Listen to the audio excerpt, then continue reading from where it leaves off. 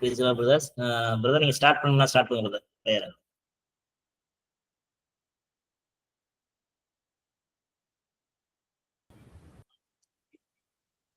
Price Lord brothers. கேக்குதுங்களா? நான் லேப்டாப்ல இருந்து பேசுறேன். கேக்குதா? Praise lord. கேக்குது brother. Praise Lord brother. Price.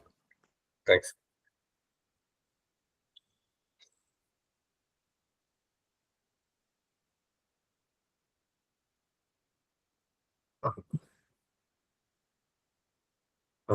சோதரன், நம்ம கடந்த சில நாட்களாகவே இந்த சாவான பாவத்தை தான் பார்த்துக்கிட்டு இருக்கோம்.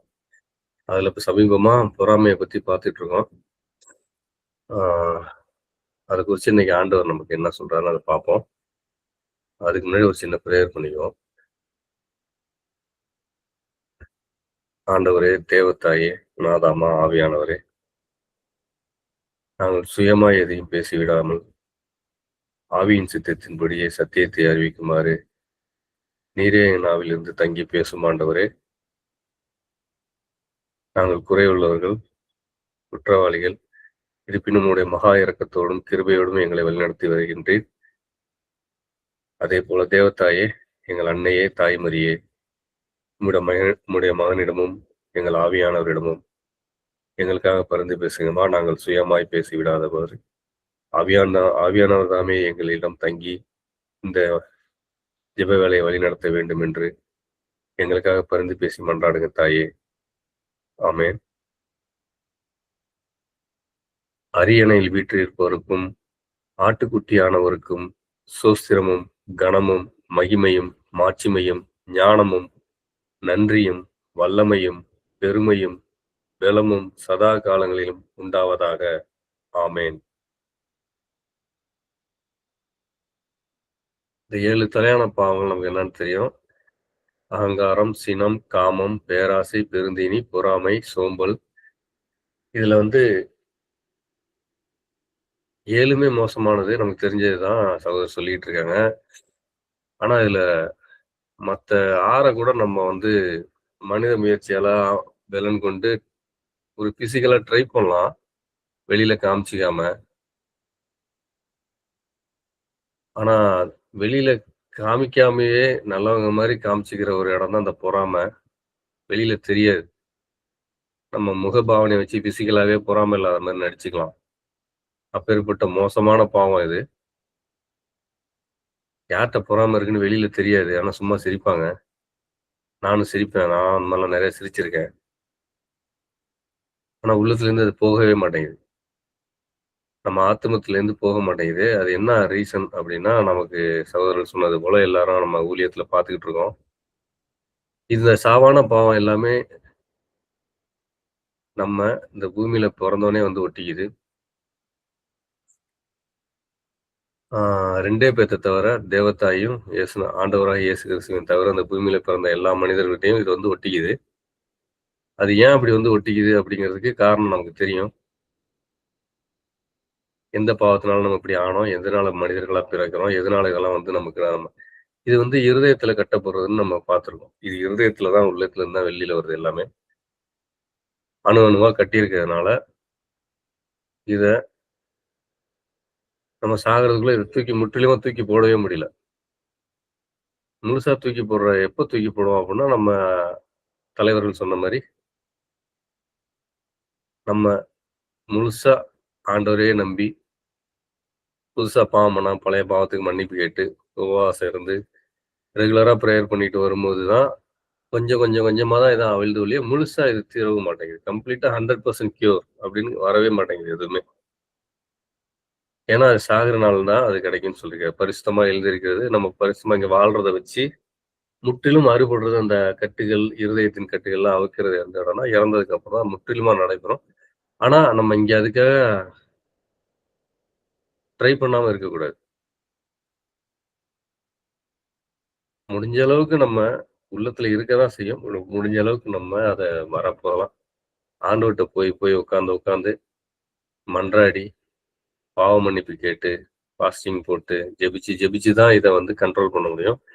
பட் கண்ட்ரோல் தான் பண்ண முடியும் இல்லையா, முற்றிலுமா தூக்கி வெளியில எறிய முடியாது. அது நம்ம தலைவர்கள் சொல்லியிருக்காங்க.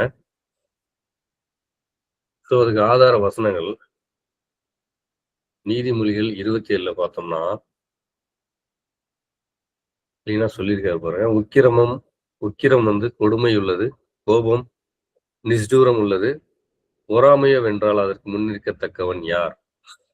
இங்கிலீஷ்ல சொல்லியிருக்காங்க, wrath is cruel, anger is overwhelming, but who can stand before jealousy? பொறாமைக்கு முன்னாடி யாரால நிக்க முடியும் அப்படிங்கிற மாதிரி கேட்டிருக்காங்க. அந்த 2 பேர்த்த தவிர நான் வேற யாராலையுமே நிக்க முடியாது. தேவத்தாயும் இயேசு கிறிஸ்துவின் தவிர இந்த மண்ணுல உடம்பா வந்ததுக்கு அப்புறம் இதை எதிர்த்து நிக்கிறதுக்கு அவங்க 2 பேர்த்த தவிர யாருமே கிடையாது. அதனாலதான் அப்படி கேட்கிறாரு. But who can stand before jealousy? But இது எப்படிதான் போக்குறது, என்னதான் வழி அப்படின்னு பார்க்கும்போது அதுக்கு ஒரு வழி இருக்கு. முற்றிலுமா போக்க முடியாது. பட் இதை குறைக்கிறதுக்கு ஒரு வழி இருக்கு. என்னன்னா அன்பு. அது வந்து மாதாமோட கனி, ஆவியானவரோட கனி. அது ஒன்றை வச்சுதான் அந்த எல்லா பாவத்தையும் நம்ம ஜெயிக்க முடியும். நாட் ஓன்லி பொறாமை மட்டும் இல்ல, அந்த 7 சாவான பாவங்களையும் இந்த அன்புங்கிற ஒரு ஆயுதத்தை வச்சு ஜெயிச்சிடலாம். இந்த அன்புங்கிற ஆயுதம் ஆவியானவரோட கனி தேவத்தாயிட்டேந்து வருது. அதை நம்ம அன்பையுமே நம்ம வந்து நம்மளா கிரியேட் பண்ண முடியாது. ஏன்னா நம்ம இந்த பூமியில வந்து கனியெல்லாம் கிடைக்கணும், அந்த 7 கனிகள் கிடைக்கணும்னாலுமே அந்த பூமியில எல்லாம் இருக்கும். அந்த 2 பேத்துக்கு மட்டும்தான் அதெல்லாம் இருக்கு. நமக்கு வந்து அது எல்லாத்துக்கும் அப்படி உள்ள இருக்கும், ஆனா எக்ஸிக்யூட்டே ஆகாது. நன்மை தீமை உள்ள வச்சிருக்காரு. அந்த நன்மையானது நம்மள்ட்ட வெளிப்படாமையே போயிட்டு இருக்கு இந்த பூமியில பிறந்தோன்னே. அதை எக்ஸிக்யூட் பண்ற இடம் வந்து மறுபடியும் அதே தான், நம்ம லைஃப் ஸ்டைல் தான், ஆவிக்குரிய வாழ்க்கை தான். பாவ மன்னிப்பு, உபவாசம், ஜெபம், சங்கீதம் படிக்கிறது, ஜெபமாலை சொல்றது, பைபிள் ஃபுல்லா படிச்சுக்கிட்டே இருக்கு. இந்த மாதிரி வழியில தான் இதையும் பெற்றுக்க முடியும். அன்பை பெற்றுக்கிறது மாதாட்ட தான் போய் பெற்றுக்க முடியும். ஆவியானவர் கனிங்கிறதுனால மாதாமாட்ட தான் பெற்றுக்க முடியும். அதனால முடிஞ்ச அளவுக்கு நம்ம மாதாமாட்ட போய் இந்த அன்பை ஃபர்ஸ்ட் வாங்கிட்டோம் அப்படின்னா இந்த கனி வந்து கொடுத்துருவாங்க. கண்டிப்பா உள்ள இருக்கு, ஆக்சுவலா எக்ஸிக்யூட் ஆகும் ஆவியில வளர வளர. ஏன்னா அன்பு தான் இருக்கிறது தலை சிறந்த கனி. அந்த 7 கனியில அன்பை வச்சுதான் சகலமும் நடந்து முடிஞ்சிருக்கு, நடந்துகிட்டு இருக்கு, இனிமே நடக்கவும் போகுது. எல்லாத்துக்கும் பேஸே இந்த அன்பு தான். ஆண்டவரே பூமிக்கு வர வச்சிருச்சு இந்த அன்பு. அவர் எவ்வளவு பெரிய அன்பா இருந்தாருன்னா அந்த பூமிக்கு வந்திருப்பாருன்னு பாருங்களேன். அப்பேற்பட்ட காரியத்தை பண்ணியிருக்கு இந்த அன்பு. அவரை இறக்கிருச்சு கீழே. இறக்கி இவங்களை காப்பாத்தி கூட்டிட்டு போ, மாட்டிக்கிட்டு இருக்காங்க, எந்த இடத்த இழந்தாங்களோ அந்த இடத்துக்கு திருப்பி வந்தாகணுங்கிறதுக்கு அவர்கிட்ட உள்ள இந்த தலைப்பேரான அந்த அன்பு, முதன்மையான அன்பு இங்க வந்து அவரை வந்து ஜீவனை கொடுக்க வச்சு ரத்தம் சிந்தி நம்மளை காப்பாத்திருச்சு. அப்பேற்பட்ட அன்பு நம்மளா கிரியேட் பண்ணி வராது, மனுஷனால ட்ரை பண்ணாலும் வராது. வாயில வேணா நம்ம வேணா முயற்சி பண்ணி சொல்லலாம், அன்பா இருக்க ட்ரை பண்றோம், அன்பா இருக்கணும், நானும் போதிப்பேன், நிறைய உபதேசங்களும் சொல்லலாம். பட் அது அந்த கனியா அந்த ஆவியா வரணும் அப்படின்னா ஆண்டவர் நினைச்சாதான் முடியும். அது கொடுப்பாரு கண்டிப்பா. அதுக்குதான் நம்மளை வந்து சத்திய சோதனை பண்றாருல. நம்ம வாழ்ற வாழ்க்கை முறைமையிலையும் நம்ம எந்த பாதையை தேர்ந்தெடுக்கிறோம், எதை நோக்கி பயணிக்கிறோம், என்னென்ன முயற்சியெல்லாம் எடுக்கிறோம், அதெல்லாம் செக் பாயிண்ட் வச்சு பார்த்து ஒரு ஸ்டேஜில் எல்லாமே பாஸ் ஆகும்போது அந்த அன்பு அந்த கனிகள்லாம் செயல்பட ஆரம்பிச்சிருது. ஸோ அன்புங்கிற கனி வந்துருச்சுனாவே மேக்சிமம் நம்ம வந்து இந்த 7 சாவான பாவத்திலேருந்து விடுபடுறதுங்கிறத விட கண்ட்ரோல் ஆயிரும், அப்படியே சப்ரஸ் ஆயிரும். இந்த வெளியில அப்படி நடிச்சுக்கிட்டு சிரிச்சுக்கிட்டு பொறாமையை உள்ள வச்சுக்கிட்டு நடிக்கிறதெல்லாம் தன்னாலே போயிடும். உண்மையிலே சந்தோஷப்பட ஆரம்பிச்சிடும். நல்ல டிஃப்ரென்ஸ் நமக்கே தெரியும். அந்த கனி வந்துருச்சுன்னா நம்ம எதிராளியா கூட இருக்கலாம், அவங்க நம்மளை நோகடிச்சிருக்கலாம். பட் நோகடிச்சிருந்தாலுமே அவங்க நல்லா இருக்கிறத பார்த்து நல்லா இருந்துட்டு போறான் அப்படிங்கிற எண்ணம், மனமாற்றம் நமக்குள்ளே வரதை நம்மளே கண்டுபிடிக்கலாம். அது அன்புங்கிற கனி வரும்போது தான் இதெல்லாம் தெரியும். அதை முழுசா நம்ம வாங்கிக்கிறதுக்கு முந்த தேடி அதை வாங்கிக்கிறதுக்கு ட்ரை பண்ணி வாழ கத்துக்கிட்டோம்னா அந்த கனி ஆண்டவர் மாதாமா கொடுப்பாங்க. அன்பை பத்தி கொரிந்தியர்ல சொல்லியிருக்காங்க 13ல எவ்வளவு முக்கியமானது அப்படின்ட்டு படிப்போம். 1 கொரிந்தியர் 13 இது ஃபுல்லாவே அன்பை பத்தி தான் பேசியிருப்பாங்க. அன்பு வந்துருச்சுன்னா மத்ததெல்லாம் நம்ம வந்து ஓரம் கட்டிடலாம். அது எப்பேற்பட்ட பாவமா இருந்தாலும் சரி. பார்ப்போம். 1 கொரிந்தியர் 13 முதல் வசனத்திலிருந்து 13 வசனம் பார்ப்போம். நான் மனுஷர் பாஷைகளையும் தூதர் பாஷைகளையும் பேசினாலும் அன்பு எனக்கு இராவிட்டால் சத்தமிடுகிற வெண்கலம் போலவும் ஓசையிடுகிற கைத்தாளமும் போலவும் இருப்பேன். நான் அப்படியே வாசிக்கிறேன். டைரக்டா நமக்கு புரியும். அப்படியே வாசிக்கிட்டே வரேன். நான் தீர்க்க தரிசன வரத்தை உடையவனாய் இருந்து சகல ரகசியங்களையும் சகல அறிவையும் அறிந்தாலும் மலைகளை பேர்க்கத்தக்கதாக சகல விசுவாசம் உள்ளவனாய் இருந்தாலும் அன்பு எனக்கு இராவிட்டால் நான் ஒன்றுமில்லை.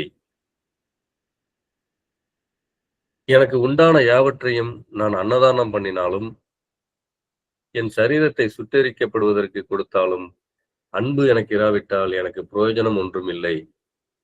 அன்பு நீடிய சாந்தமும் தயவும் உள்ளது. அன்புக்கு பொறாமை இல்லை. இந்த இடத்துல பாருங்க, அன்புக்கு பொறாமை இல்லை. இப்ப பொறாமையை பத்தி தான் பார்த்துக்கிட்டு இருக்கோம். அன்பு வந்துச்சுன்னா பொறாமை இருக்காதுன்னு இங்க கிளியரா சொல்லிட்டாங்க. அன்புக்கு பொறாமை இல்லை. அன்பு தன்னை புகழாது, இருமாப்பா இராது. ஓகே, 5வது வசனம். அயோக்கியமானதை செய்யாது, தற்பொழிவை நாடாது, சினமடையாது, தீங்கு நினையாது. அநியாயத்தில் சந்தோஷப்படாமல் சத்தியத்தில் சந்தோஷப்படும். சகலத்தையும் தாங்கும், சகலத்தையும் விசுவாசிக்கும், சகலத்தையும் நம்பும், சகலத்தையும் சகிக்கும். அன்பு ஒரு காலம் ஒழியாது. அன்பு ஒரு காலம் ஒழியாதுன்னு போட்டிருக்காங்க பாருங்க. அன்பு ஒரு காலம் ஒழியாது. தீர்க்க தரிசனங்களானாலும் ஒளிந்து போம், அந்நிய பாஷைகளானாலும் ஒளிந்து போம், அறிவானாலும் ஒளிந்து போம். மற்றதெல்லாம் ஒளிஞ்சிருன்னு சொல்லிட்டாங்க. அன்பு மட்டும் ஒரு காலம் ஒழியாது. நம்முடைய அறிவு குறைவுள்ளது. நாம் தீர்க்க தரிசனம் சொல்லுதலும் குறைவுள்ளது. நிறைவானது வரும்போது குறைவானது ஒளிந்து போம்.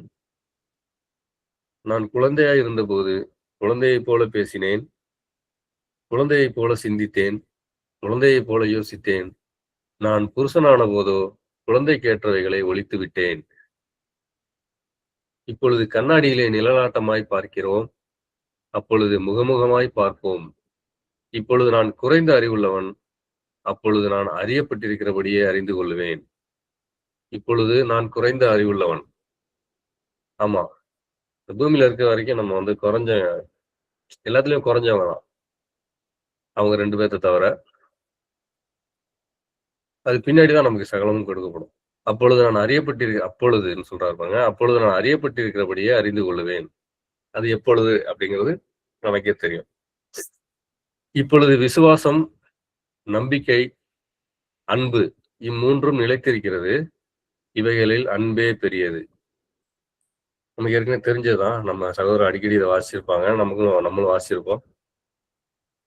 இது எதுக்கு இந்த இடத்துல வாசிக்கிறோங்கிறது நம்ம ஏற்கனவே நம்ம சகோதரர் சொன்னபடி, அன்பு வரும்போது சகல தீங்கும் நம்மளை விட்டு விலகிறோம். அதுல இந்த சாவான பாவமாகி அந்த பொறாமையும் அடிபட்டு போயிடும். அப்ப அன்புக்காக நம்ம ஏங்கி நின்று காத்திருந்து எப்படியாவது ஆண்டவர்கிட்ட பெற்றிருந்த கனியை வாங்கிக்குவோம். கொஞ்சம் கொஞ்சமா அது முன்னேறும். ஆவிக்குரிய வாழ்க்கையில நம்ம சோதிச்சு தான் நம்மளை புடம்பிடுவாரு. அந்த சோதனையெல்லாம் நம்ம வந்து சகிச்சுக்கிட்டு சகலத்திலையும் நம்ம டெஸ்ட் வைக்கிற எல்லாத்துலயும் நம்மளால முடியாது. நம்ம எப்படி போகணும்னா ஆண்டவருடைய துணையோட தான் அதுக்கும் போகணும். மாதாவோட துணையோட தான் அதையும் ட்ரை பண்ண சொல்லுவாரு. அதையும் அவரே தான் சொல்லி தருவாரு. எப்படி ட்ரை பண்ணுங்கிறத முதற்கொண்டு சொல்லி தருவாரு ஆவியானவர் ஜெபிக்கும் போது. நம்மளை சுத்தி வர சகல இந்த வலைன்னு சொல்லுவாங்க, கன்னி. இந்த கன்னி எல்லாம் நம்மளை விட்டு தடுத்துருவாரு. நம்ம ஆவிக்குரிய வாழ்க்கையில நம்மளால முயற்சி பண்ணிக்கிட்டே இருக்கும்போது, ஆவிக்குரிய வாழ்க்கையில சொல்றேன், உலக வாழ்க்கையில இல்ல. ஆவிக்குரிய வாழ்க்கையில போராடி ஒரு மனுஷன் வந்து ஜெபிச்சு உபவாசம் இருந்து பாவ மன்னிப்பு கேட்டு புதுசா பாவம் பண்ணாம அப்படி ட்ரை பண்ணி இந்த ரூட்ல வந்து இந்த குருளான பாதையில முயற்சி எடுத்து முண்டி அடிச்சு வரும்போது, அந்த கன்னிகள் அந்த வலைகள்லாம் நம்மளை விட்டு அந்த கன்னிகளும் வலைகளும் நீங்கிட்டாலே அந்த ஒரு நாள் விடிஞ்சு ஒரு நாள் முடிகிறப்ப ஓரளவு நம்ம சுய பரிசோதனை பண்ணும்போது அந்த நாள் ஒரு நிறைவான நாளா இருக்கும். குறையும். கண்டிப்பா குறை இருக்கும். அந்த பூமியில இருக்கிற குறை இருந்துகிட்டு தான் இருக்கும். பெர்சன்டேஜ் குறைஞ்சிக்கிட்டே வரும். நேத்து இருந்ததுக்கு இவ்வளோ குறை, இன்னைக்கு வந்து 10 பாயிண்ட் இருந்துச்சுன்னா, இன்னைக்கு 9 பாயிண்ட்டா மாறும். ஆனா இது 0க்கு வராது. 0க்கு வர்றதுக்கு நம்ம தலைவர் ஆண்டவர் சொன்னது போல நம்ம மரித்து இந்த உடவுல விட்டுட்டு ஆவியில எழும்பும்போது தான் கம்ப்ளீட்டா எல்லாம் 0க்கு அடங்கி பரிசுத்தமா நம்மள ஆத்துமத்தை எடுத்துட்டு போவாரு. அதுவுமே அவர் தான் செய்வாரு. சகலத்தையும் அவரே நிறைவு பண்ணி முடிப்பாரு. நம்ம இந்த பூமியில அவர் சொல்ற பாதையில, சத்தியத்தின் பாதையில, வெளிச்சத்தின் பாதையில, அவர் சொன்ன அந்த பாதையில, அவர் காமிக்கிற வழியில நம்ம நடந்து போயிட்டே இருக்க வேண்டியதுதான். ரொம்ப கஷ்டம். பட் முயற்சி பண்ணி நம்ம கஷ்டம்னு சொல்லி பின்வாங்காம முன்னேறி போயிட்டே இருந்தோம்னா தான் இவைகள்லாம் நமக்கு வந்து இந்த கனிகள்லாம் எக்ஸிக்யூட் உள்ளுக்குள்ள வச்சிருக்க நமக்குள்ள வைத்திருக்கிற அந்த நன்மைகள், தீமைகள் குறைஞ்சி நன்மைகள் வெளிப்பட ஆரம்பிச்சிடும். எக்ஸிக்யூட் ஆக ஆரம்பிக்கும் போதே நமக்கு ஓரளவு நிதானத்துக்கு வந்துரும். சாகும் நாள் நமக்கு இன்பமான நாளா தெரியும். நம்ம மரண வேலையும் நமக்கு வந்து கண்ணு முன்னாடி வந்து மனமகிழ்ச்சியை தான் கொடுக்கும். ஒரு வேதனையோட கண்ணு மூட மாட்டோம். ஓகே. இப்ப யாக்கோபு 3ல அடுத்த வசனம். உங்கள் இருதயத்திலே கசப்பான வைராக்கியத்தையும் விரோதத்தையும் வைத்தீர்களானால் நீங்கள் பெருமை பாராட்டாதிருங்கள். சத்தியத்திற்கு விரோதமாய் பொய் சொல்லாமலும் இருங்கள். இருதயத்தைன்னு சொல்லியிருக்காங்க. எதுக்கு இந்த வசனம் வாசிக்கிறோம்னா, கண்டிப்பா பொறாமை இருதயத்துல இருந்து உள்ளத்துல இருந்து வருதுன்னு தெரியும் எல்லாருக்குமே. இதெல்லாம் உள்ளத்துல வச்சுக்கிட்டு இருக்கும்போது நீங்க பெருமை பாராட்டாதீருங்கன்னு சொல்லிட்டு சத்தியத்துக்கு விரோதமா பொய் சொல்லாமல் இருங்கன்னு சொல்லியிருக்காங்க. இதுக்கப்புறம் அடுத்த வசனம், இப்படிப்பட்ட ஞானம் பரத்திலிருந்து இறங்கி வருகிற ஞானமாயிராமல் லௌகீக சம்பந்தமானது, லௌகீகம்னா பூமிக்குரியது, இந்த மாதிரி கட்டுகள், இருதயத்தின் கட்டுகள்லாம் உள்ளத்துல இருந்து வர்றது எல்லாமே மேலேந்து வர்றதில்ல, உலக சம்பந்தப்பட்டதா இருக்கு. அதனாலதான் நான் சொன்னேன், பூமியில பிறந்ததுல 2 பேர் மட்டும் தான் இதுல இருந்து தப்பிச்சவங்க. மத்தவங்கலாம் இதுக்குள்ளதான் மாட்டிக்கிட்டு இருக்கோம். உலக சம்பந்தமானது ஜென்ம சுபாவத்துக்குரியதும் பேய்த்தனத்துக்கு அடுத்துமாய் இருக்கிறது. பேய்த்தனம்னு சொல்றாரு. இது எல்லாமே பேய்த்தனம் நமக்கு நல்லாவே தெரியுது. ஓகே. அடுத்து 1 கொரிந்தியர் 3வது வசனம். பொறாமையும் வாக்குவாதமும் பேதங்களும் உங்களுக்குள் இருக்கிறபடியால் நீங்கள் மாமிசத்திற்குரியவர்களாய் இருந்து மனுஷ மார்க்கமாய் நடக்கிறீர்கள் அல்லவா? இந்த மாதிரிலாம் இருந்தாவே நம்ம வந்து மாம்சத்துக்குரியவங்கன்னு சொல்றாங்க. அப்ப மாம்சத்துக்குரியவங்கன்னு வந்துட்டாலே பொறாமை மட்டும் இல்ல, அந்த சாவான பாவங்கள் எல்லாமே இருக்கும். அதனாலதான் சொல்றாங்க, வாக்குவாதமும் பேதங்களும் உங்களுக்குள் இருக்கிறபடியால். வாக்குவாதமும் இருக்குமா, பேதங்களும் இருக்குமா, பொறாமை எல்லாமே இருதயத்தின் கட்டி இருக்கு. அப்ப நம்ம மாம்சத்திற்குரியவர்களாய் இருந்து மனுஷ மார்க்கமாய் நடக்கிறவர்கள் அல்லவா அப்படின்னு சொல்றாங்க. இப்ப மனுஷ மார்க்கமா தான் நடந்துகிட்டு இருப்போம். இந்த மாதிரிலாம் இருந்தா சாதாரண ஒரு மனுஷன் எப்படி இருப்பானோ அப்படிதான் இருப்போம். பட் இதுல இருந்து நம்ம விலகி போறதா ஆவிக்குரிய வாழ்க்கை. ஆவியின் கனியை பெற்றுக்கிறது. ஆப்போசிட்டா உள்ளது ஆவியின் கனி. அதுல அன்பு தான் ஃபர்ஸ்ட். அன்பு வந்துச்சுன்னா மத்தெல்லாம் அடிபட்டுரும். 4வது வசனம். ஒருவன் நான் பவுலை சேர்ந்தவன் என்றும் வேறொருவன் நான் அப்போலோவை சேர்ந்தவன் என்றும் சொல்லுகிறபடியால் நீங்கள் மாம்சத்திற்குரியவர்கள் அல்லவா? இது மார்க்க பேதம், பிரிவினை. நான் அப்படி அந்த ஜாதி, நான் அந்த டீம், எனக்கு விஜய பிடிக்கும், டிஎம்கே பிடிக்கும், ஏடிஎம்கே பிடிக்கும். அதாவது இந்த டீம் சேர்ந்துட்டாவே பொறாமையெல்லாம் வரும். இது ஒரு காரணம். அவங்க நல்லா இப்ப கிரிக்கெட்லயே பாத்தீங்கன்னா உலக ரீதியா பேசிக்கிட்டு இருக்கேன். நமக்கு அவங்களுக்கு சம்பந்தமே இருக்காது. ஆஸ்திரேலியாவுக்கும் நமக்குலாம் சம்பந்தமே இருக்காது. என்னமோ தெரியல, நமக்கு பொறாம வரும். அவங்க ஜெயிச்சுட்டு அப்படி கப்பை வாங்கிட்டு போகும்போது. அது சோகம்னு சொல்லுவாங்க. ஆக்சுவலா சோகம் கிடையாது, பொறாம. எல்லா இடத்துலயுமே பொறாம, அந்த டீமு, அந்த பார்சியாலிட்டி பாக்குற இடத்துல எல்லாம் அப்படிலாம் வருது. பார்சியாலிட்டி பாக்குறது, பிரிவினை பாக்குறது வருதுனாவே பொறாம அதுக்குள்ள வந்துருதுங்கிற மாதிரிதான் சொல்லியிருக்காங்க. அடுத்து 1 கொரிந்தியர் 10வது வசனத்துல 13வது வசனம். மனுஷருக்கு நேரிடுகிற சோதனையே அல்லாமல் வேறே சோதனை உங்களுக்கு நேரிடவில்லை. தேவன் உண்மையுள்ளவராய் இருக்கிறார். உங்கள் திராணிக்கு மேலாக நீங்கள் சோதிக்கப்படுகிறதுக்கு அவர் இடங்கொடாமல் சோதனையை தாங்கத்தக்கதாக சோதனையோட கூட அதற்கு தப்பிக்கொள்ளும்படியான போக்கையும் உண்டாக்குவார். இதெல்லாம் நமக்கு சோதனை. இந்த சாவான பாவத்தை ஒவ்வொரு நாள் கட்டிக்கிட்டு அதை நம்ம ஆவிக்குரிய வாழ்க்கையில வந்து போராடுறோம் பாத்தீங்களா? அந்த போராட்டம் வந்து ஒரு சோதனை. பட் அது வந்து திராணிக்கு மேல இல்லைன்னு சொல்றாரு. அதை தப்பிக்கிறதுக்கு போக்கையும் அவர் தான் தருவாராம். நம்ம கேட்போம், இது எப்படி தப்பிக்கிறது, இதுல இருந்து எப்படி தப்பிக்கிறது அப்படின்னா, நம்ம மனுஷ முயற்சியால கிடையாது அப்படிங்கிறது கிளியரா சொல்றாங்க பாருங்க. இதற்கெல்லாம் தப்பிக்கொள்ளும்படியான போக்கையும் உண்டாக்குவார். எல்லாத்துக்குமே அவர் தான் ரூட்டா இருக்காரு. அப்ப தப்பிக்கிறதுக்கு அவர்கிட்ட தான் போய் நின்னாகணும். அப்ப கடவுள்கிட்ட தான் மன்றாடணும், மாதாமாட்ட தான் மன்றாடணும். காலையில எழுந்திரிச்சு ஜெபிச்சுட்டு பாவ மன்னிப்பு கேட்டுட்டு பழைய பாவத்துக்கு மன்னிப்பு கேட்டு புதுசா பாவம் பண்ணாம பைபிள் படிக்கிறது. அதை நமக்குள்ள ரூட்டு தான், ரொட்டீன் லைஃப் தான். அதுக்குள்ள போயிட்டோம்னா அவர் அந்த போக்க அவரே தந்துருவார். அன்னைக்கு உண்டான நாளுக்கு உண்டான சோதனையை தப்பிக்கிறதுக்கு போக்க அவர் தந்துருவார். கண்டிப்பா நம்ம திராணிக்கு முன்னான சோதனை கண்டிப்பா இருக்கு அன்னைக்கு. அது தப்பிக்கிறதுக்கு போக்க அவரே கொடுத்துருவாரு, அவரே கிளியரா சொல்லிட்டாங்க அந்த இடத்துல. அடுத்து கலாத்தியர் 5:19 அதிகாரம். மாமிசத்தின் கிரியைகள் வெளியரங்கமாய் இருக்கின்றன. அவை யாவன? மாமிசத்தின் கிரியைனா நம்ம மாடிக்குள்ள மாட்டிக்கிறோம் பாத்தீங்களா? அவங்க மாதாமா ஏசுனா தவிர மத்த நம்ம எல்லாத்துக்கும் சொல்றது. மாமிசத்தின் கிரியைகள் வெளியரங்கமாய் இருக்கின்றன. அவை யாவன? விபச்சாரம், வேசித்தனம். ஹலோ, யாரோ கேக்குறாங்க, யாரோ பேசுறாங்க. ஹலோ பிரதர், யாரோ பேசுறீங்களா? ஹலோ ஜான், மியூட் பண்ணுங்க ஜான் ப்ளீஸ்.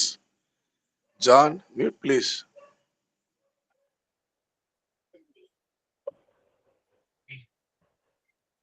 ஓகே. ஸோ கலாத்தியர் 5:19 அதிகாரம். மாமிசத்தின் கிரியைகள் வெளியரங்கமாய் இருக்கின்றன. அவை யாவன?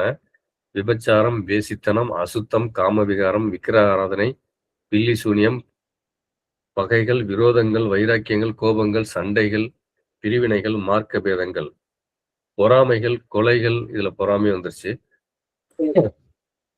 பொறாமைகள், கொலைகள், வெறிகள், களியாட்டுகள் முதலானவைகளே. இதெல்லாம் மாம்சத்தின் கிரியைகள். உங்க உடம்புக்குள்ள வந்துட்டாவே இந்த கட்டுகள்லாம் நம்மள கட்டிடும் இருதயத்துல. ஸோ இப்படிப்பட்டவைகளை செய்கிறவர்கள் தேவனுடைய ராஜ்யத்தை சுதந்திரிப்பதில்லை என்று முன்னே நான் சொன்னது போல இப்பொழுதும் உங்களுக்கு சொல்லுகிறேன். ஸோ இந்த மாம்சத்துல வந்தோன்னா இதெல்லாம் வந்துருது. இதை நம்ம செஞ்சுக்கிட்டே இருந்துட்டு கடைசி வரைக்கும் இப்படியே இருந்துட்டு இறந்துட்டோம்னா ஆண்டவர் இங்க சொல்லியிருக்க போல தேவனுடைய ராஜ்யத்தை பெற்றுக்கொள்ள முடியாதுன்னு சொல்லியிருக்காரு. அடுத்து 22வது வசனம். அதுக்கு அப்படியே ஆப்போசிட்டு. இதுக்கு அப்படியே நியரா இருக்கிறது ஆவிக்குரிய விஷயங்கள். இது மாமிசத்தின் விஷயத்துல இருக்கிறது. ஆவிக்குரியது என்ன இருக்குன்னா, ஆவியின் கனியோ அன்பு. எடுத்தோடனே அன்பை சொல்லியிருக்காங்க. அன்பு, சந்தோஷம், சமாதானம், நீடிய பொறுமை, தயவு, நற்குணம், விசுவாசம், சாந்தம், இச்சையடக்கம். இப்படிப்பட்டவைகளுக்கு விரோதமான பிரமாணம் ஒன்றுமில்லை. ஸோ இந்த கனி, ஆவிக்குரிய கனி வந்துருச்சுனாவே நம்ம மேல இருக்க அந்த இருதயத்துல கட்டியிருக்க சகல கட்டுகள்ல இருந்து நம்ம விடுபட்டுருவோம். நம்ம இருதயத்துல கட்டியிருக்கு பார்த்தீங்களா? இருதயத்துல மட்டும் இல்ல, உச்சந்தல இருந்து உள்ளங்கால் வரைக்கும் மனுஷ உடம்புல கட்டப்பட்டு தான் நம்ம இருக்கோம். சகல தீவினும் கட்டுகளும் அறுக்கப்படும் ஆவிக்குரிய கனியா பெற்றுக்கொள்ளும் போது. அடுத்து ரோமர் 12வது அதிகாரம் 21வது வசனம். நீ தீமையினாலே வெல்லப்படாமல் தீமை நன்மையினாலே வெல்லு. ஸோ இதெல்லாம் தீமைன்னு நமக்கு தெரியுது. அது நம்மளை ஜெயிச்சிடக்கூடாது. அது நம்மளை ஜெயிச்சிடக்கூடாது. இந்த மீனிங் என்னன்னா, இந்த மாமிசம் நம்மளை ஜெயிச்சிடக்கூடாது. உள்ள இருக்க ஆத்மா ஜெயிக்கணும் இந்த மாமிசத்தை. அந்த ஆத்மா அந்த மாமிசத்தை ஜெயிக்கணும்னா அது நன்மையினாலதான் வெல்லுன்னு போட்டிருக்காரு. நன்மை அப்படிங்கிறது, நன்மை தீமை ரெண்டுமே உள்ள நம்ம உடம்புக்குள்ள வச்சிருக்காரு பாத்தீங்களா ஆண்டவர். அந்த நன்மையை எக்ஸிக்யூட் பண்ணணும். அந்த நன்மையை வெளியில கொண்டு வரணும். அதை ஆண்டவர் தான் செய்யணும். அதுக்கு நம்ம வாழ்ற அந்த ஆவிக்குரிய வாழ்க்கை, நம்ம போயிட்டு இருக்க பாதை தான் அதுக்கு வழி. ஓகே. அடுத்து 1 யோவான். அன்பில்லாதவன் தேவனை அறியான், தேவன் அன்பாகவே இருக்கிறார். ஸோ இது எல்லாமே இருந்து கடைசியில அன்புங்கிற கனி நம்மள்கிட்ட வரலன்னா தேவனே அறியான், தேவனை கண்டுபிடிக்க முடியாதுன்னு போட்டாரு. ஏன்னா அவர் அன்பா இருக்காராம். கடைசியில அன்பை நோக்கி போனா மட்டும்தான் ஆண்டவரை காண முடியும் போல தெரியுது. அந்த இடத்துல மீனிங் அப்படிதான் எனக்கு புரியுது. நமக்கு எல்லாருக்கும் அப்படிதான் புரியும்னு நினைக்கிறேன். அன்பு இல்லாதவன் தேவனை அறியான், தேவன் அன்பாகவே இருக்கிறார். அவர் அன்பா இருக்கிறதுனாலதான் இங்க வந்தார். இங்க வந்து செத்து நமக்காக ரத்தம் கொடுக்கணுங்கிற ஒரு உன்னத அன்பு எவ்வளவு பெரிய அந்த பீக் பாயிண்ட். அந்த இடத்த தொடவே முடியாது யாராலுமே. பூமியிலையும் சரி, வான்மண்டலங்கள்ல இருக்கிற யாருமே சரி, இங்க வந்து இறந்து நமக்காக ஜீவனை கொடுத்து மீட்ட அந்த அன்புக்கு முன்னாடி எதுவுமே நிக்க முடியாதுன்னு தான் தோணுது. அதுதான் ஹையஸ்ட் இருக்கிறதுலே உச்சகட்டம் அப்படிங்கிற மாதிரி தோணுது. என் தவறா சொல்லியிருந்தா ஆண்டவர்ட்ட மன்னிப்பு கேட்டுக்கிறேன். அடுத்து பழைய ஏற்பாட்டுல பார்ப்போம்.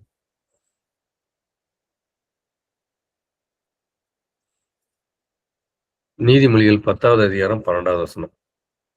பகை விரோதங்களை எழுப்பும், அன்போ சகல பாவங்களையும் மூடும். பாத்தீங்களா? அன்போ சகல பாவங்களையும் மூடும். இந்த வார்த்தை தான் ரொம்ப முக்கியம். அன்பு வந்துருச்சுன்னா நம்மள்ட்ட பாவமே இருக்காதுங்கிற மாதிரி தான் எனக்கு மீனிங் மாதிரி தெரியுது. அன்போ சகல பாவங்களையும் மூடிடும் அப்படிங்கிறாரு. இப்ப நம்ம கேட்டுக்கிட்டே இருக்கோம். இந்த பாவம் இருக்கு, இப்படி இருக்கு, நான் இப்படி பண்றேன். நான் கரெக்டா தான் போறேன். நான் சேஃபா தான் இருக்கேன். பட் என்னைய தேவையில்லாம வந்து பாவத்துல பாவத்துல உழுவுற மாதிரி சூழ்நிலை கிரியேட் பண்றாங்க. இதை எப்படி மேற்கொள்றதுன்னு தெரியல. ஒவ்வொரு நாளும் இது பெரிய போராட்டமா இருக்கு. பாவம் செய்யக்கூடாதுன்னு நினைச்சுதான் ஒரு நாளை எந்திரிச்சு இப்ப ஆண்டவர்ட்ட மன்றாடிட்டு போவேன். பட் சூழ்நிலை அப்படி இருக்காது. நம்மள பர்பஸாவே விழ வைப்பாங்க.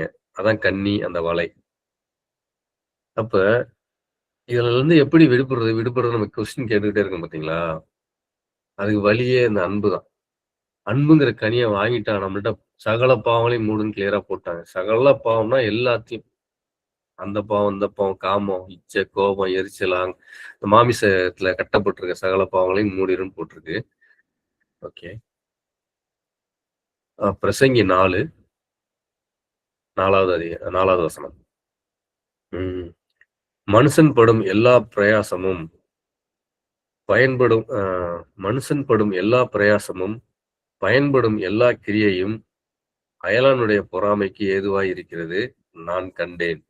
இதுவும் மாயை, மனதுக்கு சஞ்சலமாய் இருக்கிறது. சோ நம்ம இந்த வசனத்தின்படி பார்க்கும்போது, இந்த பூமியில நம்ம ட்ரை பண்றது, நம்ம சாதிக்கிறது, செஞ்சுக்கிறது, போறது, வர்றது, நிக்கிறது, கொள்றது எல்லாமே அடுத்தவனுக்கு பொறாமையா தான் கொடுக்குது. நம்ம அயலானுடைய பொறாமைக்கு ஏதுவாய் இருக்கிறது. இப்ப நம்ம செயல் வந்து அயலானுக்கு பொறாமைக்கு ஏதுவா தான் இருக்கிற மாதிரி சொல்லியிருக்காங்க அந்த இடத்துல. அது எப்படி புரிஞ்சுக்கிறேன்னு தெரியல. ஆண்டவர் இருக்க யாரும் நம்ம சகோதரர் விளக்கம் கொடுத்தாங்கன்னா நல்லா இருக்கும். சரி, அடுத்த வசனத்தை பார்ப்போம். சங்கீதம் 37வது அதிகாரம் 1வது வசனம். பொல்லாதவர்களை குறித்து எரிச்சல் அடையாதே, நியாயக்கேடு செய்கிறவர் மேல் பொறாமை கொள்ளாதே. இது ஏற்கனவே நம்ம நிறைய பார்த்துருக்கோம். நியாயக்கேடு செய்யறவங்க மேலாம் பொறாமை கூட தேவையில்ல. அவன் அநியாயமா பண்ணிட்டு இருக்கும்போது இப்படி பண்றானே அப்படின்னு சொல்லிட்டு நல்லா இருக்கானு நம்ம யோசிக்க தேவையில்லன்னு சொல்லியிருக்காங்க. நமக்கு முன்னாடி அக்கிரமம் தான் நடந்துகிட்டு இருக்கோம், ஆனா நல்லாதான் இருப்பாங்க. அதை பார்த்து நம்ம ஏங்க தேவையில்ல. இது வந்து உலகத்துல கட்டப்பட்ட ஒரு சாபம். இந்த சாபமான உலகத்துல உள்ள ஒரு விஷயங்கள் இதெல்லாம். அதை போய் நம்ம பார்த்துக்கிட்டு நல்லா இருக்காங்க, நமக்கு இல்லையே அப்படின்னு சொல்லி ஏங்க தேவையில்ல. யோபு 5:2வது வசனம். கோபம் நிர்மூடனை கொல்லும், பொறாமை புத்தி இல்லாதவனை அதம் பண்ணும் போட்டிருக்காங்க. பொறாமை புத்தி இல்லாதவனை, அது இங்கிலீஷ் பைபிள் எப்படி இருக்குன்னா சிம்பிள் அப்படின்னு போட்டு, புத்தி இல்லாதவன் மீன்ஸ் எளியவன். எளியவனை கொல்லுமா. பொறாமை வந்து எளியவனை கொன்றும், அதான் மீனிங் இதுக்கு. ஆமா, கண்டிப்பா கொன்றும். பொறாமை வந்து ஒரு மனுஷனை இப்போ நினைச்சு வயிறு எரிஞ்சே செத்து போயிடுவாங்கன்னு சொல்லுவாங்க பார்த்தீங்களா நம்ம ஊர்ல. அந்த அர்த்தம் தான் இது. உபாகமம் 4வது அதிகாரம் 24வது வசனம். உன் தேவனாகிய கர்த்தர் பட்சிக்கிற அக்கினி, அவர் எரிச்சல் உள்ள தேவன் அப்படின்னு போட்டிருக்காங்க. இந்த வசனம் எதுக்கு படிக்கிறோம்னா, இந்த பொறாமை, இந்த எரிச்சல் உள்ள தேவன் தமிழ்ல இருக்கு, பட் இங்கிலீஷ்ல எ ஜெலஸ் காட் அப்படின்னு இருக்கும். ஜெலஸ்னா பொறாமை. எ ஜெலஸ் காடுன்னு கடவுளுக்கு இந்த குவாலிட்டி இருக்கு. அப்ப இந்த குவாலிட்டி கடவுள்கிட்ட இருக்குன்னா அது கடவுளுக்குரியது அப்படிங்கிறது நமக்கு தெளிவா தெரியுது. ஆனா அந்த பூமியில நமக்கு வந்து பேய் நமக்கு வந்து கட்டி வச்சிருக்கான். நம்ம இதை எடுத்துக்கிட்டு இதன்படி வாழ்ந்துகிட்டு இருக்கோம். அது அவரோட குவாலிட்டிஸை வந்து நம்ம எடுத்துக்கிறதுக்கு ரைட்ஸே கிடையாது. பட் சாத்தாரணவன் நிறைய விஷயத்த ஏமாத்தி நம்ம எப்படி வந்துச்சுன்னு தெரியல, துணிச்சு வச்சிருக்கான் இது எல்லாத்தையும். இதெல்லாம் பொறாம வந்து அவருக்கு உண்டானு சொல்லி நம்ம விலகிட்டோம்னா அந்த மாதிரி என்ன வருமா, ஆண்டவர் இது உங்களோட குவாலிட்டி, நான் விலகிக்கிறேன், எனக்கு வருது, இது எனக்கு உண்டானது கிடையாது அப்படின்னு சொல்லி நமக்கு பிசிக்கலா நம்ம ட்ரை பண்றது. அது இப்படிலாம் ட்ரை பண்ணும்போது என்ன ஆகும்னா, அந்த கனி கிடைச்சிக்க, அந்த அன்புங்கிற கனி, அந்த 7 கனியும் கிடைக்க ஆரம்பிச்சிடும். அதுக்காக தான் அந்த மனசுக்குள்ள இது கடவுளோட குவாலிட்டி, நம்ம எதுக்கு எடுத்துக்கணும் அப்படின்னு நினைக்கிறதுக்காக அந்த வசனம் வாசிக்கிறோம். அடுத்து சங்கீதம் 25. இது ஆக்சுவலா இது மன்றாட்டு ஆக்சுவலா. இந்த பிரேயருக்காக அதை போட்டிருக்கோம். சங்கீதம் 25 வந்து அந்த மன்றாட்டை சொல்லி முடிக்கிறதுக்காக அதை வாசிக்கிறோம். இது ஒரு மன்றாட்டா எடுத்துக்குவோம். இது இந்த சகல இந்த தீவினையிலிருந்து நம்ம விடுபடுறதுக்கு உண்டான அந்த சங்கீதம் 25. அதாவது விடுபடுறதுக்கு உண்டான மன்றாட்டு. சங்கீதம் 25 ஃபுல்லா வாசிக்கிறேன். கர்த்தாவே, உம்மிடத்தில் என் ஆத்துமாவை உயர்த்துகிறேன். என் தேவனே, உம்மை நம்பியிருக்கிறேன். நான் வெட்கப்பட்டு போகாதபடி செய்யும். என் சத்துருக்கள் என்னை மேற்கொண்டு மகிழ விடாதேயும். உம்மை நோக்கி காத்திருக்கிற ஒருவரும் வெட்கப்பட்டு போகாதபடி செய்யும். முகாந்திரம் இல்லாமல் துரோகம் பண்ணுகிறவர்கள் வெட்கப்பட்டு போவார்களாக. கர்த்தாவே, உம்முடைய வழிகளை எனக்கு தெரிவியும். உம்முடைய பாதைகளை எனக்கு போதித்தருளும். உம்முடைய சத்தியத்திலே என்னை நடத்தும். என்னை போதித்தருளும்.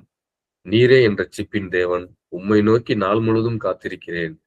கர்த்தாவே, உம்முடைய இரக்கங்களையும் உம்முடைய காருணியங்களையும் நினைத்தருளும். அவைகள் அனாதி காலம் முதல் இருக்கிறதே. என் இளவயதின் பாவங்களையும் என் மீறுதல்களையும் நினையாதிரும். கர்த்தாவே, உம்முடைய தயவின் நிமித்தம் என்னை உமது கிருபையின்படியே நினைத்தருளும். கர்த்தர் நல்லவரும் உத்தமருமாயிருக்கிறார். ஆகையால் பாவிகளுக்கு வழியை தெரிவிக்கிறார். சாந்த குணமுள்ளவர்களின் நியாயத்திலே நடத்தி சாந்த குணமுள்ளவர்களுக்கு தமது வழியை போதிக்கிறார். கர்த்தருடைய உடன்படிக்கையையும் அவருடைய சாட்சிகளையும் கைக்கொள்கிறவர்களுக்கு அவருடைய பாதைகள் எல்லாம் கிருபையும் சத்தியமும் ஆனவைகள். கர்த்தாவே, என் அக்கிரமம் பெரிது. உம்முடைய நாமத்தின் நிமித்தம் அதை மன்னித்தருளும். கர்த்தருக்கு பயப்படுகிற மனுஷன் எவனோ அவனுக்கு தாம் தெரிந்து கொள்ளும் வழியை போதிப்பார். அவன் ஆத்மா நன்மையில் தங்கும். அவன் சந்ததி பூமியை சுதந்திரித்துக் கொள்ளும். கர்த்தருடைய ரகசியம் அவருக்கு பயந்தவர்களிடத்தில் இருக்கிறது. அவர்களுக்கு தம்முடைய உடன்படிக்கையை தெரியப்படுத்துவார். என் கண்கள் எப்போதும் கர்த்தரை நோக்கி கொண்டிருக்கிறது. அவரே என் கால்களை வலைக்கு நீங்களாக்கி விடுவார். என் மேல் நோக்கமாகி எனக்கு இரங்கும். நான் தனித்தவனும் சிறுமைப்படுகிறவனுமாய் இருக்கிறேன். என் இருதயத்தின் வியாகுலங்கள் பெருகி இருக்கிறது. என் இடுக்கண்களுக்கு என்னை நீங்களாக்கிவிடும். என் துன்பத்தையும் என் வருத்தத்தையும் பார்த்து என் பாவங்களை எல்லாம் மன்னித்தருளும். என் சத்துருக்களை பாரும். அவர்கள் பெருகியிருந்து உக்கிர பகையா என்னை பகைக்கிறார்கள். என் ஆத்துமாவை காப்பாற்றி என்னை விடுவியும்.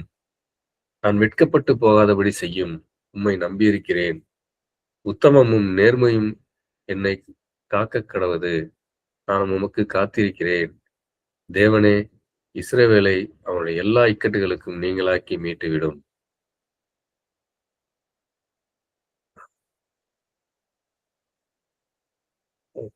பிரதர்ஸ், இதுல இந்த வசனங்களை முடிச்சுக்குவோம். சின்ன ப்ரேயர் பண்ணி முடிச்சுக்கலாம். எங்களுக்கல்ல கர்த்தாவே, எங்களுக்கல்ல, உம்முடைய கிருபையின் நிமித்தமும் உம்முடைய சத்தியத்தின் நிமித்தமும் உம்முடைய நாமத்திற்கே மகிமை வரப்பண்ணும். எங்களால் ஏதேனும் ஆகும் என்பதைப் போல ஒன்றை எண்ணுவதற்கு நாங்கள் எங்களால் தகுதியானவர்கள் அல்ல. எங்களுடைய தகுதி எங்கள் தேவனால் உண்டாயிருக்கிறது. எங்களுடைய தகுதி எங்கள் தேவனால் உண்டாயிருக்கிறது. எங்களுடைய தகுதி எங்கள் தேவனால் உண்டாயிருக்கிறது. ஆண்டவருக்கு நன்றி. மரியே வாழ்க. Praise the Lord. வேற சகோதரர் பேசணும், டிஸ்கஸ் பண்ணுங்க. கேள்வி கேட்கணும்னா கேட்கலாம். Praise the Lord.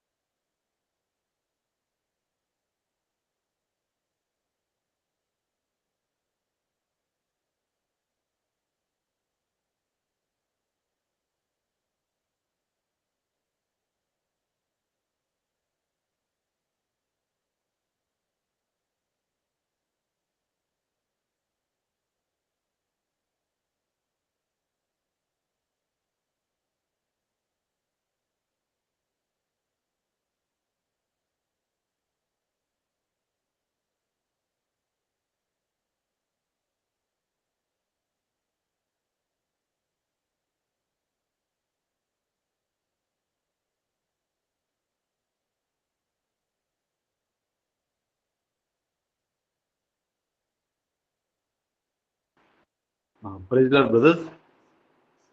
இப்போ சகோதரர் சொன்னதுல எது சந்தேகங்கள் இருந்துச்சுன்னா கேள்வி கேட்கலாம். Praise Lord.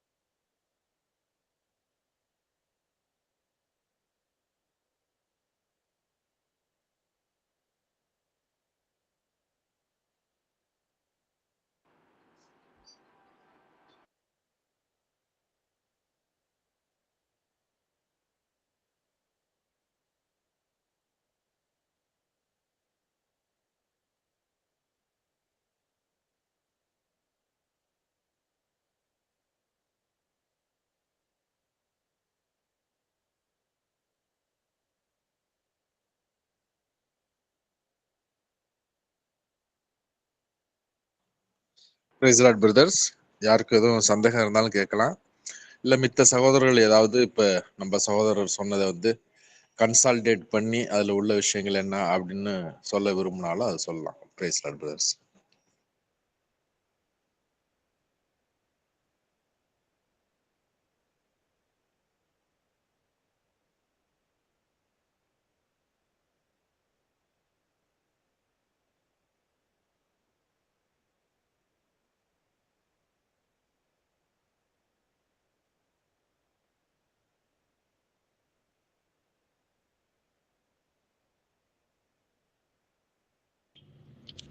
Praise Lord brother. Albert. சொல்லுங்க ஆல்பர்ட். Praise Lord.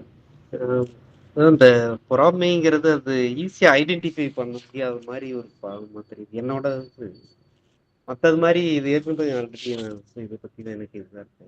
இப்போ கோவம்னா ஒருத்தர் மேலே காலையில ஆஃபீஸை கோவப்பட்டோம் இது பண்ணிட்டோம் தெரியுது. பட் இது நம்மள எரியாம நடக்குது. அது ஐடென்டிஃபை பண்றது கொஞ்சம் கஷ்டமான சப்ஜெக்டா இருக்கு இந்த பொறாமைங்கிறது. இல்ல கேள்வி கொஞ்சம் தெளிவா கேளுங்கப்பா. இந்த பொறாமைங்கிறது நம்மள எரியாம இது ஆக்டிவேட் ஆகிற மாதிரி இருக்குது. அது நம்ம பண்றோமா இல்லையா ஒருத்தங்க மேல பொறாம நமக்கே தெரியல. எனக்கு அந்த மாதிரி இருக்குது.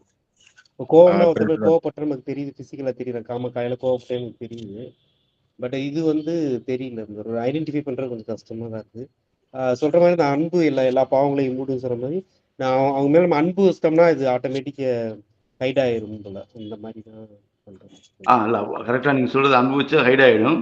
இதை இந்த பொறாமை ஐடென்டிஃபை பண்றது எப்படின்னு வச்சுக்கோங்களேன். இப்ப யாராச்சும் ஒருத்தர் உங்கள்கிட்ட தங்களுடைய வளர்ச்சியை குறித்து தங்களுக்கு நடந்த நன்மையை குறித்து சொல்லும் பொழுது நீங்க உண்மையிலுமே மகிழ்ந்தீங்க அப்படின்னா உங்கள்கிட்ட பொறாமை இல்லை. ஆனா லைட்டா ஏதாச்சும் ஒண்ணு நமக்கு நடக்கலையே மாற்றலாம் அப்படின்ற ஒரு எண்ணம் வந்துச்சுன்னா கூட நம்ம கிட்ட பொறாமை இருக்குன்னு ஐடென்டிஃபை பண்ணிக்கலாம். இப்போ எக்ஸாம்பிள் காலேஜ்ல நம்ம படிச்சுட்டு நம்ம கூட இருந்தவங்க ஒரு கவர்மெண்ட் ஜாப்போ இல்லை ஒரு மேலே போறப்ப நம்மள ஏரியாம அவங்க பாக்குறப்ப வர வாய்ப்பு நம்மளே கார் வாங்கிடலாம். நம்மள ஏரியாம வந்துரும் அப்படிங்கிறது என்னோட தனிப்பட்டது. எனக்கு அப்படி தோணுமா என்னன்னு தெரியல. இல்ல அதான் கண்டிப்பா நீங்க சொல்றது அப்படி வரும். அதை நம்ம ஸ்டாப் பண்றதுக்கு ஒரே ஒரு வழி என்னன்னா நம்ம இன்னும் அவங்களை ஆசீர்வதிங்க ஆண்டவரே. யார் மீது நமக்கு அப்படிப்பட்ட எண்ணங்கள் வருது. இப்போ உங்க சக நண்பர் உங்களை காட்ட ஒரு மேல ஒரு நல்ல ஹையர் பொசிஷன் போயிட்டாங்க அப்படின்னா அப்ப அவங்கள இன்னும் ஆசீர்வதிங்க ஆண்டவரே அப்படின்னு சொல்லி ஜெபிச்சுட்டு போறது நன்மையான காரியமா இருக்கும். ஆண்டவருக்கு நன்றி. Praise God. ஆண்டவர் நன்றிப்பா. Praise God.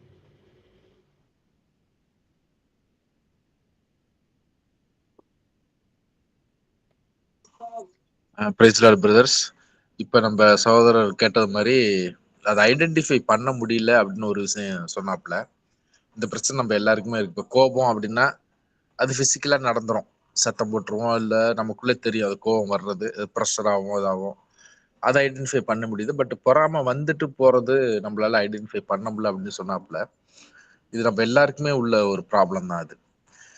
அது நம்ம எப்படி ஐடென்டிஃபை பண்ணிக்கலாம், அல்லது இதுல இருந்து எப்படி வந்து நம்ம தப்பிக்கலாம் அப்படின்னா என்ன ஒரு இதுனாக்கும், ஜென்ரலா இனிமே நம்ம என்ன பண்ணணும்னாக்கும், நம்மளை தவிர மித்த எல்லாரும் நல்லா இருக்கணும் அப்படின்னு மாதிரி ஒரு மைண்ட் செட் ஒன்று உருவாக்குங்க. ஆண்டவர்கிட்ட அது மாதிரி ஜெபிங்க. ஆண்டவரை நான் எப்படி இருந்தாலும் பரவாயில்ல, ஆனா என்னை தவிர இந்த உலகத்துல இருக்க எல்லாரும் நல்லா இருக்கணும், எல்லாரும் வாழ்வடையணும், எல்லாரும் உங்கள்கிட்ட பரலோகம் வந்து சேரணும். அந்த மாதிரி சிம்பிளா அப்படி போறப்ப வர்றப்ப லைட்டா ஒரு சின்ன ஒரு ப்ரேயர் ஒரு மனசுக்குள்ள அந்த மாதிரி ஒரு ப்ராக்டிஸ் பண்ணி பாருங்க. எல்லாரும் நல்லா இருக்கணும் ஆண்டவரே, எல்லாரும் நல்லா இருக்கணும், நான் நல்லா இல்லாட்டையும் பரவாயில்ல, ஆனா அது சொல்றது கஷ்டம் தான், பட் ட்ரை பண்ணுங்க. சும்மா சொல்றது தானே, இது நல்லா என்ன ஆக போகுது. இப்படி நம்ம ஒரு ப்ராக்டிஸ் பண்ணோம்னாக்கும் அது என்னன்னாக்கும், இந்த பொறாமை வரும்போது நமக்கு ஐடென்டிஃபிகேஷன் கொடுத்துரும். அது எப்படின்னாக்கும், இப்ப நம்ம பேசுன அந்த எக்ஸாம்பிள் மாதிரி தான். ஒருத்தன் வந்து அவனோட முன்னேறிட்டான், ஒரு கவர்மெண்ட் ஜாப் கிடைச்சிருச்சு அப்படின்னு சொல்லும்போது சௌரவ் என்ன சொன்னாரு, உன்னால சந்தோஷப்பட முடியுதா அப்படின்னு பாருங்க. சந்தோஷப்பட முடியல அப்படின்னாக்கும் அது வந்து அது அது வந்து ஒரு பொறாமை தான். அது சந்தோஷப்பட முடியலன்னாலே ஒரு பொறாமை தான். அது வந்து டிஸ்கைஸ், அதாவது டிஸ்கைஸ்னா தமிழ் எப்படி சொன்னா ஒளிஞ்சு இருக்குது அப்படின்னு. அந்த பொறாமை வந்து ஒளிஞ்சுகிட்டு இருக்குது, வெளிப்படையா காமிக்காம ஒளிஞ்சுகிட்டு இருக்குது.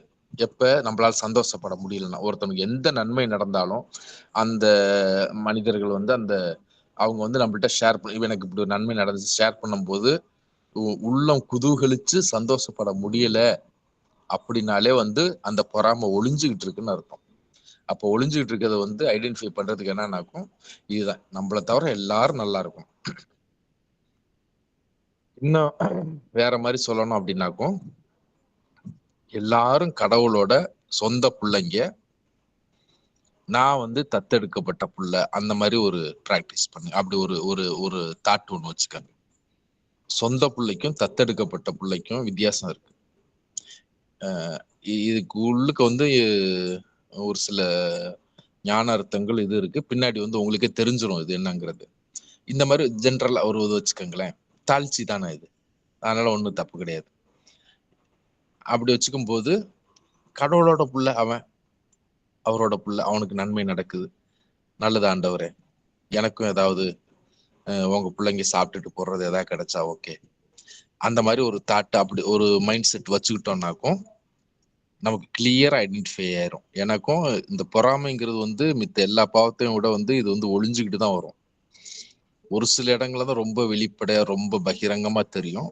மேக்சிமம் வந்து இந்த பொறாமைங்கிற இந்த சாவான பாவம் வந்து ஒளிஞ்சுக்கிட்டு டிஸ்கைஸா தான் வரும். அப்ப அதை ஐடென்டிஃபை பண்றது எல்லாருக்குமே சிரமம் தான்.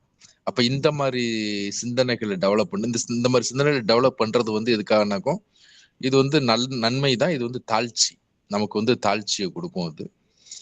ஏன்னா நம்ம கடவுளோட தாய் நம்ம மாதாம்மா அவங்களே அப்படிதான் இருந்தாங்க.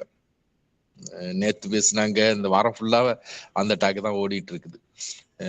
கடவுளோட மகன் யார்கிட்ட பிறக்க போறாங்க அப்படின்னு எல்லாருமே எதிர்பார்த்துட்டு இருந்தப்ப அவங்க என்ன சொன்னாங்கன்னாக்கும், அந்த மகன், அந்த கடவுளோட மகன் மீட்பர் வரப்போற அந்த தாயிட்ட போய் அவங்கள தேடி கண்டுபிடிச்சு நான் அவங்கள்ட்ட போய் ஒரு வேலைக்காரியா இருந்துக்கிறேன்னு கேட்பேன் அப்படின்னு சொல்லி அவங்க இது பண்ணாங்க. அங்கேதான் வந்து கடவுளே வந்து அங்கேயே பிறந்தாரு. ஆக்சுவலா இதுதான் கரெக்டான பாத். பட் இது வந்து ரொம்ப குறுகிய பாதை, இது சரியான பாதை. அந்த ரூட்டை நம்ம எடுத்தாதான் அது கரெக்டா இருக்கும். அதனால நம்ம அப்படி நினைச்சுக்குவோம், எல்லாரும் நல்லா இருக்கணும், நம்மள தவிர எல்லாரும் கடவுளோட பிள்ளைகள், அவங்களுக்கு நடக்கிறது சரிதான், அவங்களுக்கு ஒரு நன்மை நடக்கிறது சரிதான் அப்படிங்கிற ஒரு தாட் எடுத்துக்கிட்டாக்கும் இந்த பொறாமையால நம்மள்ட்ட இருந்து ஒளிய முடியாது. இந்த பொறாமை நம்மள்ட்ட ஒளிஞ்சுக்கிட்டு வந்து நம்மளை ஏமாத்திட்டு போக முடியாது. அப்ப அந்த பொறாமை வரப்ப கரெக்டா ஐடென்டிஃபை பண்ணிடலாம். இந்த ஐடென்டிஃபிகேஷனா சொல்றேன். இப்ப கோபம் வருதுன்னா கண்டுபிடிச்சிட முடியுது, இது வர்றதும் தெரியல போறதும் தெரியல, பட் நம்ம இந்த பாவத்துல மாட்டிடுறோமே அப்படின்னு சொன்னதுனால இந்த விஷயத்த உங்களுக்கு சொல்றேன். ஸோ எல்லாரும் இதை நீங்க ப்ராக்டிஸ் பண்ணி பாருங்க. அப்ப என்னன்னாக்கும் எல்லாரும் நல்லா இருக்கணும் அப்படிங்கிற ஒரு தாட்டை டெவலப் பண்ணிக்கிட்டே இருங்க. டெய்லி இது ஒரு ப்ராக்டிஸ் மாதிரி பண்ணுங்க டெய்லி. அப்புறம் எல்லாரும் கடவுளோட பிள்ளைங்க, அவங்களுக்கு நடக்கிறது கரெக்ட் தான், நம்ம தத்தெடுத்த பிள்ளை தானே. அதனால கடவுளோட பிள்ளைகள் சாப்பிட்டுட்டு போட்ட எச்சியலையில உள்ளது எனக்கு கிடைச்சா போதும் அப்படிங்கிற மாதிரி ஒரு எண்ணம். இது நான் பிசிக்கலா சொல்ல, வேதத்தின்படி தான் சொல்றேன். ஒரு கானானிய பெண் என் பிள்ளைக்கு சரி பண்ணுங்க, உடம்பு சரியில்லாம இருக்கணும், இப்ப பிள்ளைகளுக்கு போடுறதை எடுத்து நாய்களுக்கு போட முடியாது ஆண்டவர் சொல்லுவார். அப்ப அந்த அம்மா சொல்லும், பிள்ளைங்க சாப்பிட்டுட்டு போடுற அந்த ரொட்டி துண்டு அந்த டைனிங் டேபிள்ல இருந்து உழுவுறத நாய் திங்குமே. ஃபாரின் கல்ச்சர், நம்ம கல்ச்சர்னாக்கும் எச்சியலை, பிள்ளைங்க சாப்பிட்டுட்டு போற எச்சியலை அந்த நாய் திங்குமே. கடவுள் நம்ம ஏசப்பா ஆச்சரியப்பட்டு இஸ்ரேவேலில் கூட இந்த மாதிரி ஒரு விசுவாசத்தை கண்டதில்லை அப்படின்னு சொல்லி உடனே அந்த தாயோட மகளை அந்த பிள்ளைய ஹீல் பண்ணுவார், ஸ்பாட்ல ஹீலிங் ஆகும். ஆண்டவர் இப்படி ஒரு ஸ்டேட்மெண்ட் சொல்லுவார். ஆக்சுவலா இதுதான் ஆண்டவர் எதிர்பார்க்கிறது. இப்படி ஒரு எண்ணங்கள், இப்படி ஒரு மைண்ட் செட்ல தான் நம்ம இருக்கணும். எல்லாரும் கடவுளோட பிள்ளைகள், நான் ஒரு நாய், உன் பிள்ளைங்க சாப்பிட்டு போட்ட ஒரு எச்சியாவது எனக்கு கிடைக்கட்டும், அதுல உள்ளதை நான் சாப்பிட்டு பொழைச்சுக்கிறேன் அப்படின்னாக்கும் மாதாமா சொன்ன அதே தான். மீட்பர் எங்க பிறக்க போறாரோ அந்த தாயை கண்டுபிடிச்ச நான் ஒரு வேலைக்காரியா இருப்பேன், அந்த மீட்பரோட அந்த அந்த அந்த பிள்ளையோட பீத்துணி அலசுவேன், அது வேணாம் நீ வெளில போ அப்படின்னு சொல்லிட்டாக்கா அந்த வீட்டுல ஒரு பிச்சைக்காரியா உட்காந்துருப்பேன் வாசல்லையே. என்னைக்காவது ஒரு நாள் அந்த மீட்பர் அந்த பக்கம் போகும்போது வரும்போது ஒரு ரொட்டி துண்டு தூக்கி போட்டாக்க நான் எடுத்து வச்சுக்குவேன். அந்த ஒரு எண்ணம், அதே இதுதான் அந்த ஃபார்முலாவை தான் நம்ம ஃபாலோ பண்ணணும். அப்படி ஃபாலோ பண்ணாக்கும் இந்த பொறாம மட்டும் இல்லை, எந்த ஒரு பாவமே நம்மள்ட்ட அணுக முடியாது. அதனால இதை ஐடென்டிஃபை பண்ணிக்கிறதுக்கு இந்த ஒரு ஃபார்முலாவை நம்ம அப்ளை பண்ணி போனாக்கும் இது நமக்கு யூஸ்ஃபுல்லா இருக்கும், கரெக்டா இருக்கும். Praise Lord brothers.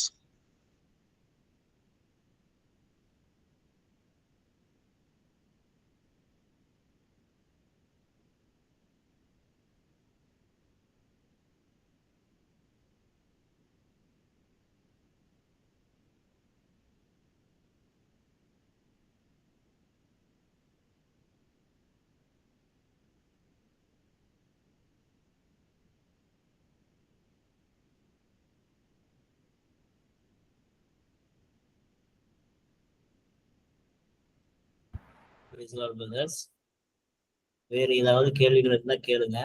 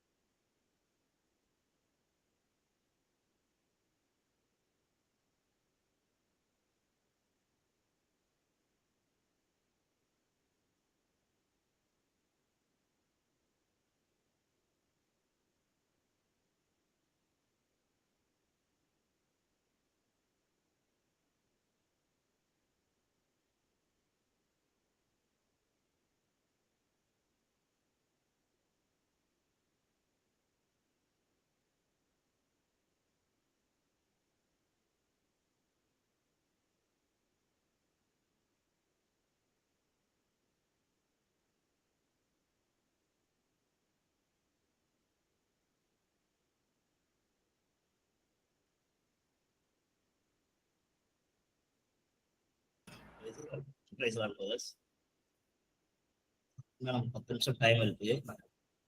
வேற ஏதாவது கேள்விகள் இருந்தா கேளுங்க. அப்படின்னாக்க சகோதரர்கள் ஏதாவது சொல்லுங்க. அப்புறம் ஆக்சுவலா பொறாமை குறிச்சு பேசும்போது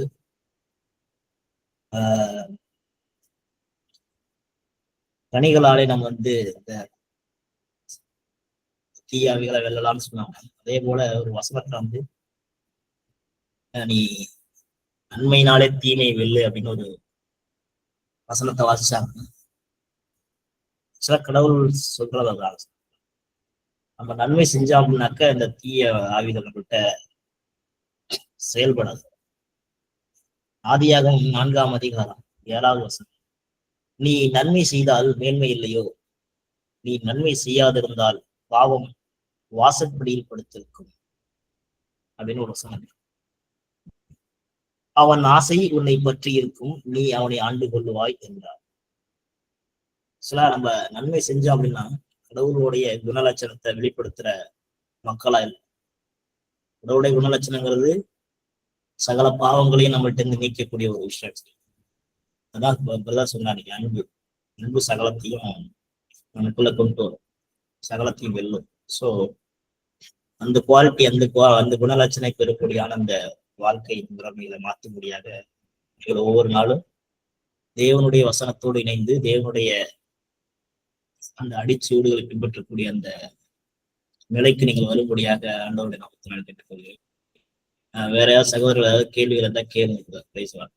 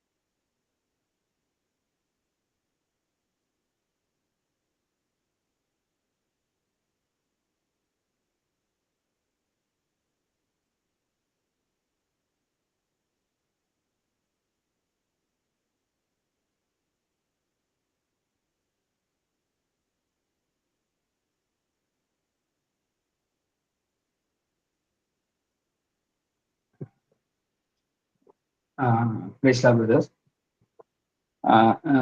ஒரு விஷயம் அவங்கள்ட்ட ஷேர் பண்ண விரும்புகிறேன். ஏன்னா இதை பற்றி ஒரு பேர் ஒன்று வந்து ஒரு ஊழியக்காரர் எனக்கு சொல்லி கொடுத்தாரு. ஜெயபாலன் ஆழ்பிரி தகப்பன் எப்படி சொல்லி கொடுத்தாருன்னா, பிறர் நல்லா இருந்தாதான் நான் நல்லா இருப்பேன் என்று உன் வேதத்தை எழுதப்பட்டிருக்குவே, அதன்படி நீங்க பிறர் ஆசிரியங்க ஆண்டவரே அப்படின்னு பேர் சொல்ல சொன்னாரு.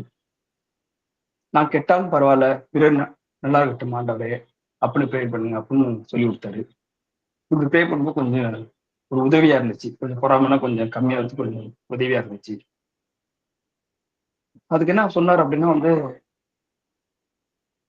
ஆண்டவர் வந்து நமக்கு அவர் கெட்டாலும் பரவாயில்ல, மக்கள் நல்லா இருக்கணும் அப்படின்றதுக்காக அவர் உயிர் விட்டாரு. அது மாதிரி வந்து மாதாமோ வந்து தன் பிள்ளை இழந்தாலும் மக்கள் நல்லா இருக்கணுங்கிறதுக்காக பண்ணாங்க. அது மாதிரி ஒரு தியாகம் மாரி அது மாரி ஒரு ட்ரை பண்ண முடியுமான்னு இது பண்ணி ட்ரை பண்ணி பாருங்க. இது கஷ்டமா தான் இருக்கும். அது பண்ண முடியுமான்னு பாருங்க. பிறர் நல்லா இருந்தாதான் நான் நல்லா இருப்பேன்னு உன் வேதத்தில் எழுதப்பட்டிருக்குது ஆண்டவரே, அதுபடி பிறர் ஆசிர்வதிங்க ஆண்டவரே. நான் கெட்டாலும் பரவாயில்ல, பிறர் நல்லா இருக்கட்டும் ஆண்டவரே, அதுபடி ஆசிர்வதிங்க ஆண்டவரே அப்படின்னு ட்ரை முடியுமான்னு இது பண்ணி ட்ரை பண்ணி பாருங்க. பிரேஸ்.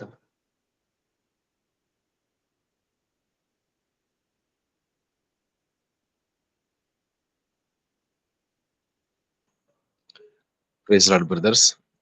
இப்ப நம்ம சகோதரர் சொன்ன மாதிரி இது வந்து வேதத்தின் அடிப்படையில் உள்ளதுதான். இது நம்ம ஆவிக்குரிய தகப்பன் நமக்கு சொல்லி கொடுத்தது வந்து வேதத்தின் அடிப்படையில் தான் சொல்லி கொடுத்துருக்கிறாரு. எங்கன்னாக்கும் பழைய ஏற்பாட்டுல மோசே வந்து அந்த மக்களை வந்து வழி நடத்தி கொண்டு வந்துகிட்டு இருப்பார். இஸ்ரேல் மக்களை அவங்க கானான் தேசத்துக்குள்ள போறதுக்கு முன்னாடி ரொம்ப தொந்தரவு பண்ணுவாங்க, நிறைய தொந்தரவு பண்ணுவாங்க அந்த மக்கள். கடவுளுக்கு நிறைய எரிச்சல் ஊட்டுவாங்க, நிறைய பிரச்சனைகள் நடக்காதான் நீங்களே படிச்சிருப்பீங்க, உங்களுக்கு தெரியும். அதுல ஒரு பாயிண்ட்ல என்ன ஆகும்னாக்கும் கடவுள் ரொம்ப கடுப்பாகி ரொம்ப டென்ஷன் ஆகி மோசைட்ட என்ன சொல்லுவாரு, என்னை விட்டுரு, பூரா பயில நான் கொன்னு அழிச்சிடுறேன், பூரா பயில அழிச்சிடுறேன், அழிச்சிட்டு ஓன்ட்ட இருந்து உன் வழியா ஒரு தலைமுறை உருவாக்கி நான் கொண்டு வந்துக்கிறேன் அப்படின்னு சொல்லுவாரு. அப்போ மோசே வந்து சாஷ்டாங்கமா உளுந்து கடவுள்கிட்ட கதறுவாரு, கடவுளே அப்படி மட்டும் பண்ணிடாதீங்க. இப்படி ஒரு ஜெபிக்கிறது, இந்த ஜெபமே வந்து கடவுளோட ஆவியானவர் அவருக்கு கொடுத்ததுதான். ஏன்னா வந்து மோசே வந்து கடவுளோட வந்து அந்த கூடாரத்துக்குள்ள போய் முகமுகமா பேசிட்டு வருவாரு. வெளியில வரும்போது மோசே விட்டு இருந்து அந்த ஒளி வெளியே கிளம்ப ஆரம்பிச்சிடும். ஒரு கதிரவன்ட்டு இருந்து எப்படி ஒளி வெளியே வருதோ அது மாதிரி மோசேட்ட இருந்து ஒளி வர ஆரம்பிச்சிரும். அப்போ மக்கள் வந்து மோசேவை பார்க்க முடியாது, அதனால வந்து போர்வையை போத்திட்டு தான் வந்து மக்கள்கிட்ட பேசுவார். அந்த மாதிரி ஒரு கண்டிஷன்ல மோசே இருப்பார். அப்படின்னா என்னன்னாக்கும் ஆவியானவர் வந்து அவருக்குள்ள அப்படியே மெர்ஜான மாதிரி ஒரு கண்டிஷன்ல கடவுளும் அவரும் அப்படியே ஒண்ணுக்குள்ள ஒண்ணு ஆகிற மாதிரி அப்படி ஒரு வாழ்க்கை வாழ்ந்துட்டு இருப்பாரு மோசே. அதனால இப்படி ஒரு ஜபத்தை மோசே பண்ணுவார் அந்த கண்டிஷன்ல. எப்படின்னாக்கும் கடவுள் வந்து இது மாதிரி சொல்லிடுவார், ரொம்ப டென்ஷன், என்னை விட்டுரு, பூரா போய் அழிச்சு கொன்னுடுறேன், இவங்க டென்ஷன் பண்ணிட்டே இருக்காங்க, பேச்ச கேட்கவே மாட்டேங்கிறாங்க அப்படின்னு மோசே ஒரு ஜபம் சொல்லுவார். என்னன்னாக்கும், ஆண்டவரே ஜீவ புத்தகத்துல என் பேரை கிறுக்கி போட்டுருங்க, அதுக்கு பதில் இவங்க எல்லாம் வாழ விடுங்கம்பார். இது வேதத்துல இருக்கு, நீங்க எடுத்து படிங்க. இங்க யாத்ராகமம், ஆமா யாத்ராகமத்துல இது இருக்கு. யாத்ராகமம்னா இது விடுதலை பயணம், அந்த புக்ல இருக்குது. அந்த விடுதலை பயணம் ஃபுல்லா படிங்க, நான் சொல்ற அந்த விஷயம் இருக்கு இதுல. ஆண்டவரே ஜீவ புத்தகத்துல இருந்து, ஜீவ புத்தகங்கிறது எனக்கும் பரலோக வாழ்க்கை, அதுதான் நமக்கு ஃபைனலே, அதுக்காக தான் இவ்வளவு போராட்டமுமே. ஆனா மோசே அவ்வளவு எக்ஸ்டெண்டுக்கு போயிடுவார், ஃபைனல் எக்ஸ்டெண்டுக்கு போயிடுவார். என் பேர் ஜீவ புத்தகத்துல இருந்து என் பேரை கிறுக்கி போட்டுருங்க, அதுக்கு பதில் இவங்கள வாழ விடுங்க அப்படின்னு அவர் ஜெயிப்பார். அப்ப கடவுள் சொல்லுவாரு, இல்ல இல்ல உன் பேர்லாம் கிறுக்கி போட முடியும், எவன் தப்பு பண்ணானோ அவனை மட்டும் தூக்கிட்டு தப்பு பண்ணாதவன் வாழ விடுறேன், ஆனா உன் பேரெல்லாம் கிறுக்க மாட்டேன் அப்படின்னு சொல்லி அப்படி கடவுளோட கோபம் அடங்கும். அப்பதான் இப்படி ஒரு ஜபம் சொல்லுவார், நான் வாழாட்டி எனக்கு பரலோகம் கிடைக்காட்டியும் பரவாயில்ல, பட் எல்லாரும் இவங்க எல்லாம் போகட்டும், அதனால அவங்கள மன்னிச்சு விட்டுருங்க அப்படின்ட்டு ஒரு ஜபம் சொல்லுவார். ஸோ இதை பேஸா வச்சுதான் நம்மளுடைய ஆவிக்குரிய தகப்பன் வந்து இப்படி ஒரு விஷயங்களை சொல்லி கொடுத்துருக்கிறாரு. இந்த சகோதரர்கள் மட்டும் இல்ல, நம்ம நிறைய பேருக்கு சொல்லி எனக்குமே இதெல்லாம் சொல்லியிருக்கிறாரு. இதே மாதிரி இந்த குரூப்ல இருக்கிற நிறைய சகோதரர்களுக்கு இது சொல்லியிருப்பாருன்னு நினைக்கிறேன். ஸோ இது வந்து வேதத்துல ஏற்கனவே நடந்த ஒரு விஷயத்தின் அடிப்படையில் சொல்லப்பட்டதுதான். ஆனா நம்மளுமே இதை நம்ம ட்ரை பண்ணலாம். எப்படி ட்ரை பண்ணலாம்னாக்கும், மோஸ்ட்லி அளவுக்கு நம்ம போக முடியாது, ஏன்னா நமக்கு பரலோக ராஜ்யம் வேணும். பட் அதுக்கு மேல என்ன சொல்லணும்னாக்கும், எல்லாரும் நல்லா இருக்கட்டும், நான் நல்லா இல்லாட்டியும் பரவாயில்ல, எல்லாரும் நல்லா இருக்கட்டும், அந்த அளவுக்கு வந்து நம்ம எண்ணத்துலயும் நினைக்கணும், ஆண்டவர்கிட்டையும் ஜெபிக்கணும். இப்படி ஜெபிச்சாக்கும் இந்த பொறாமைங்கிறது மொத்தமா அடி ஆயிரும். மொத்தமா அடி 100% ரெடி ஆகாது. நம்ம டாலரேட் பண்ற அளவு, அதாவது நம்ம தாங்கிக்கிற அளவுக்கு, நம்மள டிஸ்டர்ப் பண்ணாத அளவுக்கு இது வந்து அடி ஆயிரும்.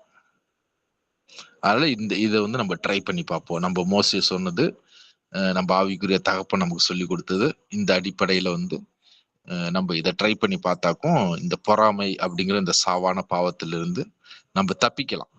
தப்பிச்சு மித்தவங்களையும் வந்து அதுல இருந்து தப்பிக்கிறதுக்கு வழி நடத்தி கொண்டு போறதுக்கு ஆண்டவர் உதவி செய்வார்.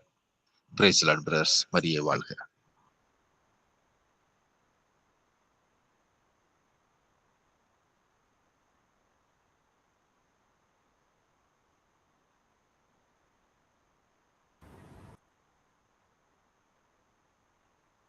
Price Lord brother.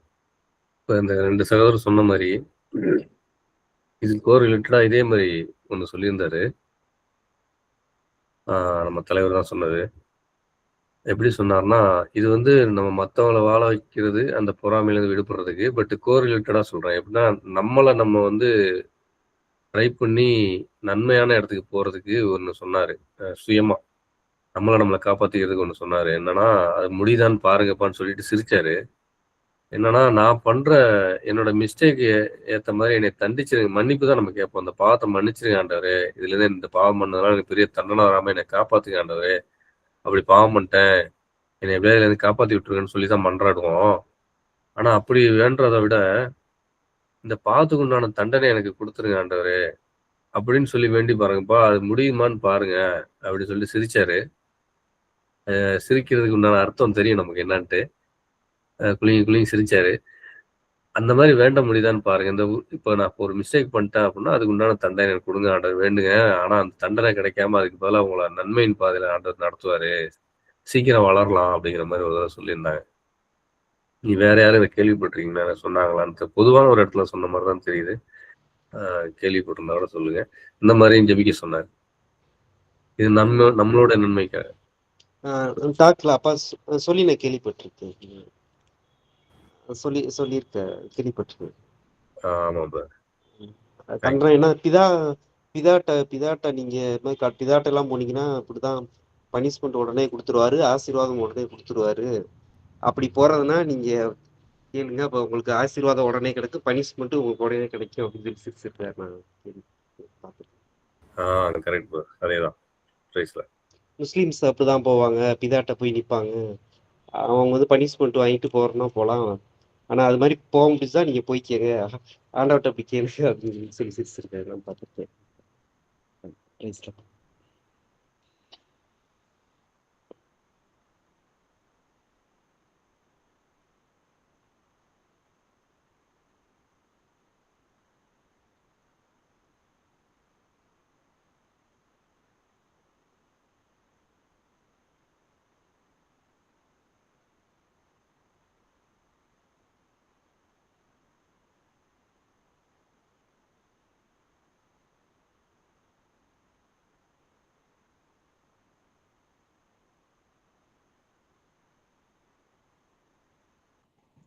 Praise Lord brothers. வேற எதுவும் கேள்வி இருந்தா கேளுங்க. அப்படி இல்லைன்னா டைம் ஆயிடுச்சு. இல்லைனாக்கும் சகோதரர் வந்து ப்ரேயர் பண்ணி முடிச்சிருவாங்க. Praise Lord brothers.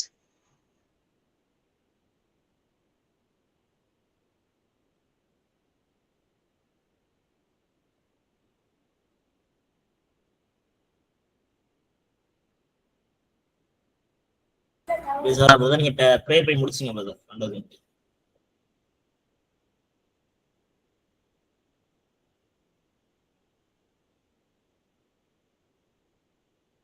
ராஜா பிரதர் நீங்க ப்ரே பண்ணி ஓகே. பிதாசுதன் பரிசுத்தாவி மாதாவின் பெயராலே ஆமென். ஆண்டவரே, எங்களோடு இருந்து இந்த வேலையில எங்கள் வழிநடத்தை கிருபைக்காய் நன்றி ஆண்டவரே. தேவத்தாயே, எங்களுக்கு துணையாக இருந்த கிருபைக்காய் நன்றி. நாங்கள் குற்றவாளிகள், குறைவுள்ளவர்கள், இருப்பினும் எங்களோடு இருந்து இந்த வேலையை நடத்தி சென்றீங்க. இதில் எதுவும் குறைகள் இருந்தால் தயவாய் எங்களை மன்னித்தரலும். எங்கள் நாவிலிருந்து நீங்கள் பேசிய கிருபைக்காய் நன்றி ஆண்டவரே. இந்த வேத வசனங்களை எங்கள் கண்களுக்கு காண்பித்து எங்களுக்கு இதிலிருந்து சில யோசனைகளையும் ஞானங்களையும் எங்களுக்கு கொடுத்த கிருபைக்காய் நன்றி ஆண்டவரே. இந்த பொறாமை என்ற பாவத்திலிருந்து எங்களை விடுவிக்க நீரே எங்களை வழிநடத்தும். எங்களால் இயலாது, நீங்களே எங்களை வழிநடத்தும் ஆண்டவரே. நன்றி ஆண்டவரே. நன்றி தாயே. பரலோகத்தில் இருக்கிற எங்கள் பிதாவே, உம்முடைய நாமம் அர்ச்சிக்கப்படுவதாக, உம்முடைய ராஜ்யம் வருக, உம்முடைய சித்தம் பரலோகத்தில் செய்யப்படுவது போல பூலோகத்திலும் செய்யப்படுவதாக. எங்கள் அனுதின உணவை எங்களுக்கு இன்று அளித்தருளும். எங்களுக்கு தீமை செய்தவர்களை நாங்கள் பொறுப்பது போல எங்கள் பாவங்களை பொறுத்தருளும். எங்களை சோதனையில் விளைவிடாதையும் தீமையிலிருந்து எங்களை ரட்சித்தருளும். ஆமேன். அருள் நிறைந்த மரியே வாழ்க, கர்த்தர் உம்முடனே, பெண்களுக்குள் ஆசீர்வதிக்கப்பட்டவள் நீரே, உம்முடைய திருவயிற்றின் கனியுமாய் இயேசுவும் ஆசீர்வதிக்கப்பட்டவரே. அச்சிஷ்ட மரியாயே, சர்வேசனுடைய மாதாவே, பாவிகளாய் இருக்கிற எங்களுக்காக இப்பொழுதும் எங்கள் மரண வேளையிலும் வேண்டிக் கொள்ளும் தாயே. ஆமேன். பிதாசுதன் பரிசுத்தாவி மாதாவின் பெயராலே ஆமேன். Praise the Lord. Praise Lord brothers. Praise Lord brothers. மரியே வாழ்க. Praise lord. மரியே வாழ்க. Praise lord. மரியே வாழ்க. Praise Lord brother. மரியே வாழ்க. Praise Lord brothers. மரியே